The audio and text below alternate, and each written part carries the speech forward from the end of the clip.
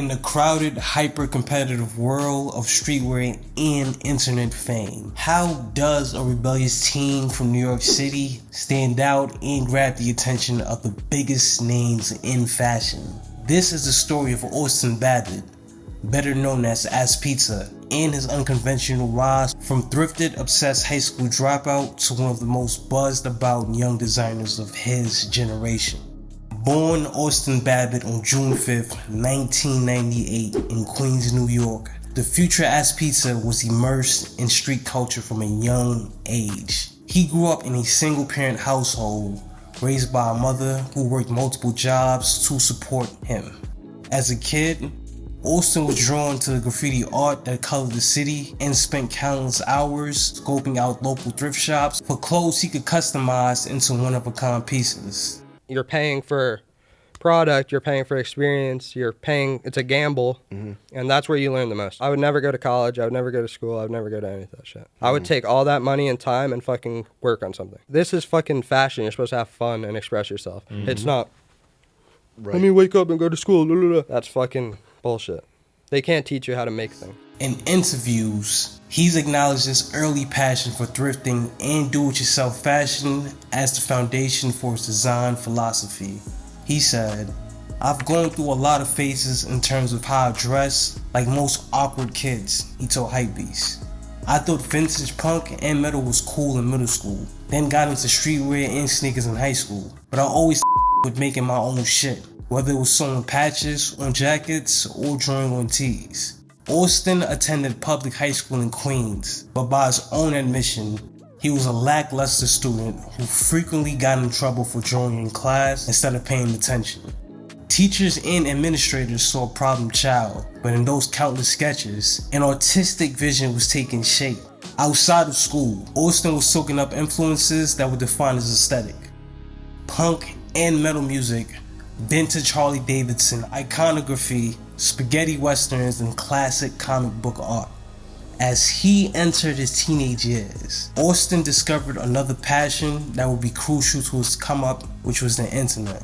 He spent hours on Tumblr, Instagram, and obscure streetwear forums, connecting with like-minded kids around the world who shared his offbeat style and do-it-yourself approach. Little did he know, this early fluency in the currents of online youth culture would soon prove to be his greatest asset. The Asspizza persona first emerged in 2013 when the 15-year-old Austin began posting pictures on Instagram of clothes he customized with his hand-drawn designs. The images quickly caught the attention of the streetwear amateurs for their share of craziness, to be honest. Here was this anonymous kid defacing hype brands like Supreme with crudely scrawled smiley faces, middle fingers, and slogans like "you pay me." In a landscape of carefully curated influences and corporate sanctioned collaborations, Asspizza's punk rock approach to fashion felt genuinely transgressive. He described his process as scribbling on and proudly posted the do-it-yourself pieces on Instagrams with captions like, "You can't buy this anymore. I don't want your money. F you. I'm sorry for selling out. No more Asspizza will remain pure. F money. F shirts. Haha. F me." This irrelevant attitude, combined with an undeniable eye for graphics and composition, quickly earned Austin a cult following amongst the extremely online streetwear set. His handle, @Asspizza, became notorious on forums and group chats, with fans feverishly speculating about the identity of this enigmatic designer who seemed to take pleasure in pissing off the brands he referenced. A major turning point came when Asspizza caught the attention of two other rising stars in the scene, model/designer Luka Sabbat and stylist creative director Kanye. Sabbat was an early champion, reposting Austin's work to his own growing audience.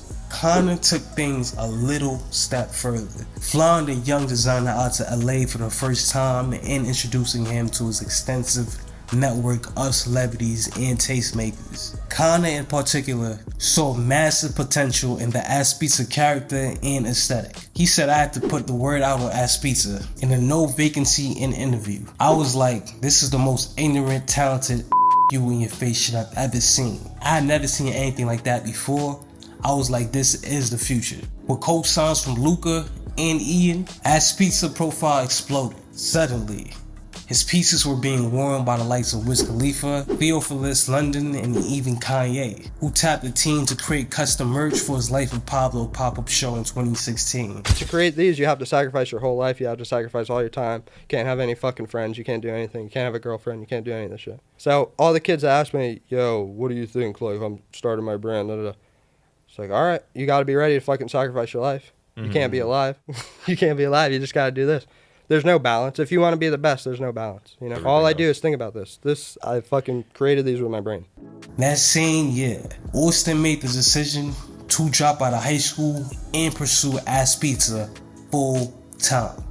In his mind, he was clearly getting a one-of-a-kind education in the real world of fashion and hustle. Of all early adopters in Asspizza Corner, none was more influential or unexpected than Kanye West. According to Austin, Ye first reached out in 2016 after seeing his irrelevant takes on Pablo merch circulating online. At the time, West was gearing up to launch a series of pop-up shops in support of his album The Life of Pablo, and he wanted Asspizza to create some exclusive pieces for the New York City location. It was a dream opportunity, but in typical fashion, Austin didn't play it straight. Instead of delivering his designs directly to West's team, he set up shop on the sidewalk outside the pop-up and started hawking his own bootleg Pablo tees to the hypebeast crowd waiting in line. West was so impressed by the young designer audacity that he not only stocked the bootlegs in the official shop, but hired Asspizza to create merch for the entire St. Pablo tour that year. The Kanye co-sign was a major coup, but it also marked a turning point in the Asspizza story. Some diehards accused him of selling out, abandoning his punk rock ethos to cash in on a celebrity collaboration. In the 2017 interview with Complex, Austin pushed back on that characterization, arguing that working with West was an opportunity to subvert the system from within. He said a lot of people just don't get it because they're like, why the f would you buy a fake shirt? But it's more real than the real ones, you know? A lot of people don't get it. I had to finesse my way in. I had to bootleg the bootleg to get the actual real thing. For Asspizza, the Kanye chapter was never about chasing clout or a quick payday. It was a chance to infiltrate the highest levels of fashion world by planting his flag and proving that his low fidelity do-it-yourself approach could hang with the big dogs. As he put it, I'm not going to conform to what people want me to be. I'm going to make what I want to make. Asspizza aligned with another crew of young internet-savvy creatives who were reshaping the streetwear landscape in their own image. The Spaghetti Boys, founded by Austin's longtime friend Kerwin Frost, with members like Kerwin, rapper Lil Dre, and photographer Zach Kaufman and Bronquez, the Spaghetti Boys represented a new kind of fashion collective for social media age. They threw crazy parties from New York to LA, staged guerrilla-style fashion shows in the streets, and turned their personal lives into an ongoing piece of performance art, meticulously documented on Instagram and Snapchat. For Asspizza, joining the Spaghetti Boys fold was a natural fit.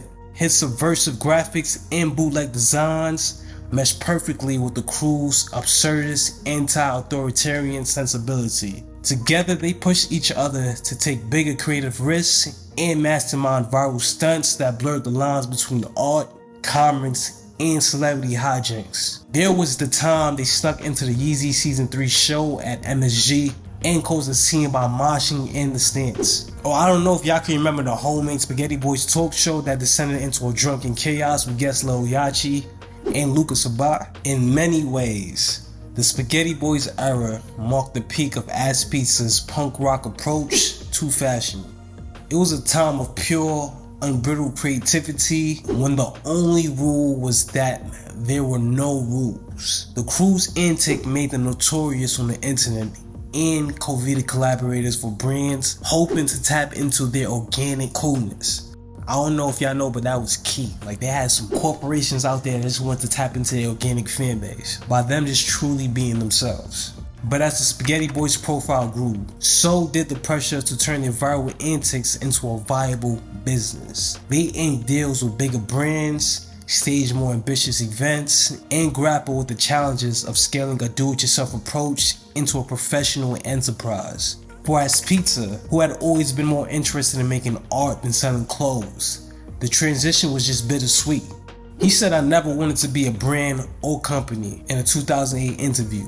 "I just wanted to make shit I thought that was tight and put it out to the world. But now it's like, oh, you gotta have a website, you gotta have an e-commerce, you gotta go do drops and all that. It's cool because more people are seeing the vision, but it's also a lot more work and a lot more pressure." As Asspizza's star continued to rise, he attracted attention from an ever-widening circle of collaborators and admirers.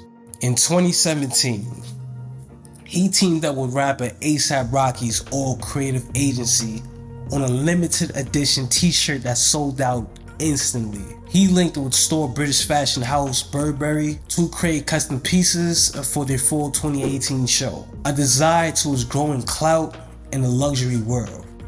Other collaborations were more left field but no less impactful. There was a time he joined forces with Crocs to design a series of one-off clogs adorned with the signature scribbles and doodles. But not all of Asspizza's collaborations were so well received. In 2018, he teamed up with controversial rapper Tekashi 6ix9ine on a limited run of t-shirts featuring a graphic of the rapper's face. The collab drew immediate backlash from fans who felt that 6ix9ine's criminal history and provocative persona were at odds with the Asspizza's brand. Austin defended the decision, arguing that it was less about co-signing 6ix9ine and more about capturing a moment in pop culture. What do you guys think about that? Drop your thoughts in some of the comment sections. He said, "I don't support anything he's done. I just like the energy in his pictures," he explained in an Instagram comment. He said it was the same reason why he drew Chief Keef and other rappers before.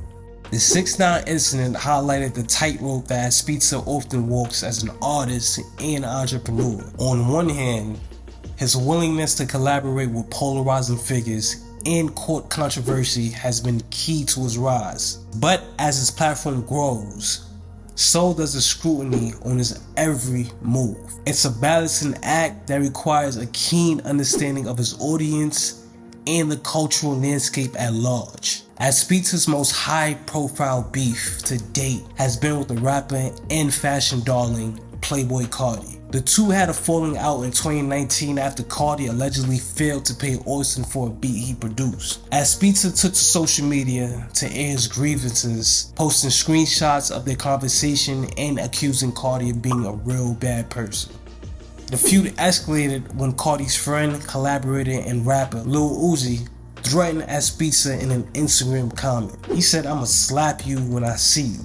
Stop playing with my friend." And in true Asspizza fashion, Austin seemed to relish the drama, reposting Uzi's comment with a snarky caption saying, "Damn, I guess I'm not getting that Uzi feature now." He even turned the beef into merch, releasing a t-shirt with the phrase, "Stop playing with my friend."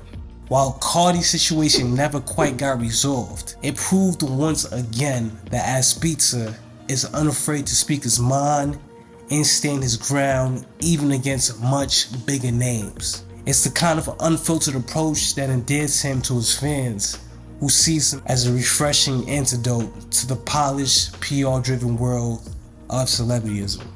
Will he be able to maintain the punk rock spirit and do-it-yourself approach that made him so compelling in the first place? Or will the demands of running a business and catering to a growing audience force him to compromise?